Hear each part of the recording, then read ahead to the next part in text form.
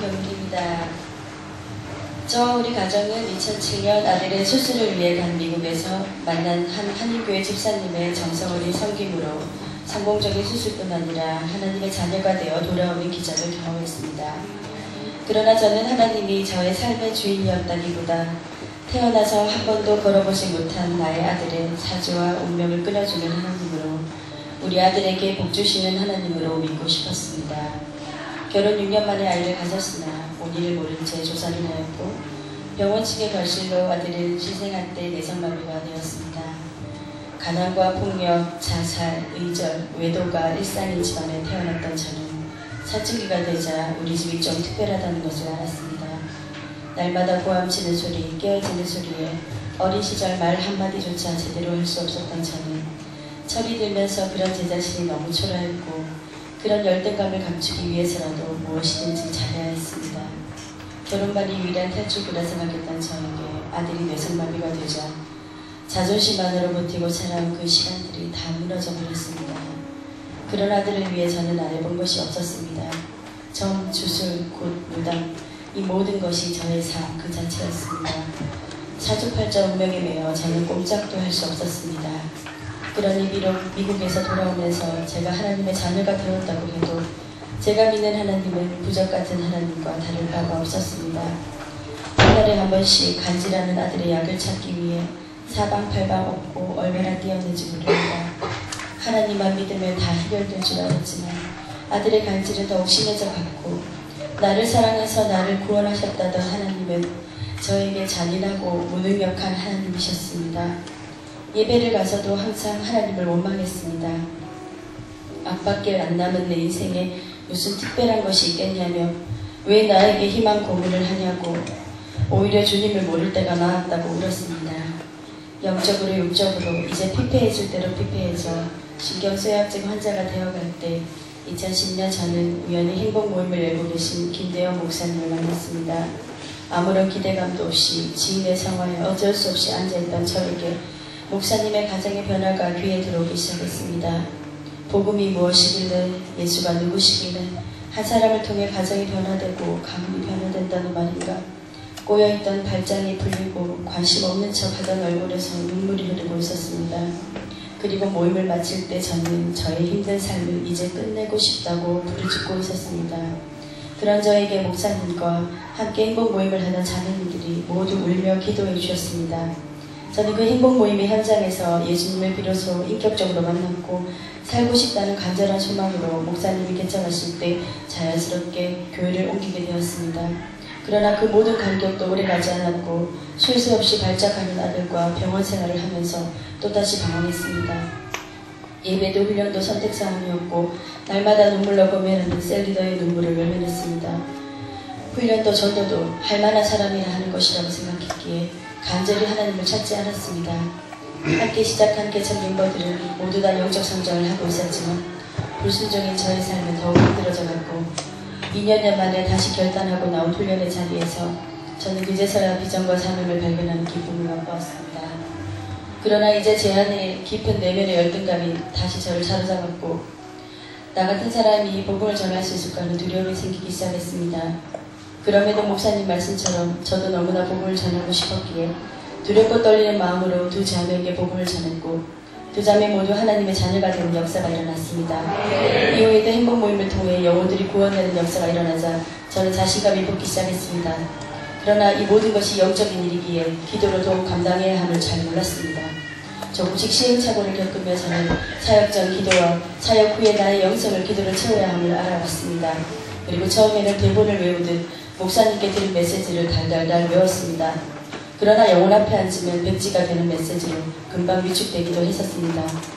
낙심금지, 포기금지라는 목사님 말씀에 순종하여 될 수 있는 대로 많은 관계 맺기와 가능하면 행복 모임의 자리에 내가 앉아있도록 최선을 다하였습니다. 행복 모임이 거듭되면 될수록 저에게도 자신감이 붙었습니다. 이 모든 것이 내가 하는 것이 아니라 기도하는 나를 통해 일하시는 성령님의 역사임을 조금씩 알아가자 더욱 담대해지기 시작했던 것 같습니다. 저의 첫 번째 행복 모임의 열매를 통해 3대가 예수를 믿게 된 것은 제 인생 가장 행복한 시간이었습니다. 이후 저는 재활병원의 장애 아동을 키우는 엄마들을 섬기며 얼음처럼 굳어있던 그들에게 복음을 전했습니다. 시간이 안 될 때는 복도에서 길에서도 쪽지복음을 전했고 때로는 이제 시간이 얼마 남지 않은 아이들에게 영적 기도를 시켰습니다. 병원에서 간호사로 근무를 할 때도 기억이 납니다. 기독교를 반대하는 병원이었지만 어떻게든 배운 대로 실제 나의 직장에서 행복 모임을 열어보고 싶어서 최선을 다해 섬기고 누구보다 열심히 일했습니다. 병원에서 인정을 받게 되고 저는 근무를 마치고 행복 모임을 열 수 있었습니다. 간호사 근무를 하며 장애아를 돌보며 행복 모임을 하는 것이 되게도 쉽진 않았습니다. 때로는 밤근무를 마치고 한두 시간 후 행복 모임을 하러 다시 병원에 출근하는 일도 있었지만 죽지 못해 살고 마지 못해 살던 장애우 환자들이 매주 복음 앞에 반응하고 하나님의 자녀가 되는 것을 보면서 그것은 문제가 되지 않았습니다. 또한 예수 믿는지도 몰랐던 간호사들이 자신도 그리스천이었다고 행복 모임으로 동역해 주었고 그때 만난 김은지 간호사는 지금 저희 셀의 일꾼으로 잘 정착되어 있습니다. 평생 무당으로 살아오신 할머니, 성당에 다니시며 아들이 다 의사라고 침이 마르도록 자랑하셨던 할머니 두 분 또한 기억납니다. 아무도 찾아오지 않는 그 외로운 어르신들이 죽음 앞에서 천국 가고 싶다고 고백하시고 저와 함께 영적 기도를 하시고 소천하신 것도 잊을 수가 없습니다. 길가에서 쓰러져 있는 행여 환자분 한 분도 죽음 직전에 영접하시고 천국에 가셨습니다. 또한 행복 모임을 오지 못하시는 분들에게는 병실에 들어갈 때마다 성경책과 복음을 전했고 2년 만에 그때 젊은 남자 환자분 한 분이 최근에 연락이 되어 지금 저희 남편과 행복 모임을 진행하고 계십니다. 동네 주민들과도 가능하면 매일 관계 맺기에 힘썼고 매일 다가와 식사를 준비해놓고 대문을 활짝 열어두자 2명의 이웃이 하나님의 자녀가 되는 기쁨을 누리게 됐습니다. 장애 있는 저의 첫째 아들 초등학교 담임선생님을 행복 모임에 초대한 것도 기억납니다. 선생님은 학부모의 집에 매주 오셔서 복음을 들으셨고 매주 눈물과 감격으로 주님을 만나셨습니다. 둘째 아들 어린이집 원장님도 초대되어 하나님의 자녀가 되는 감격도 맛보았습니다. 이렇듯 부족한 저를 통해 하나님은 날마다 역사해 주셨습니다. 저는 지금 또한 영육간의 연약함으로 힘들어하는 두 분의 형제 자매님과 행복 모임을 진행 중입니다. 그리고 최대한 많은 관계 맺기를 위해 몸부림치고 있습니다.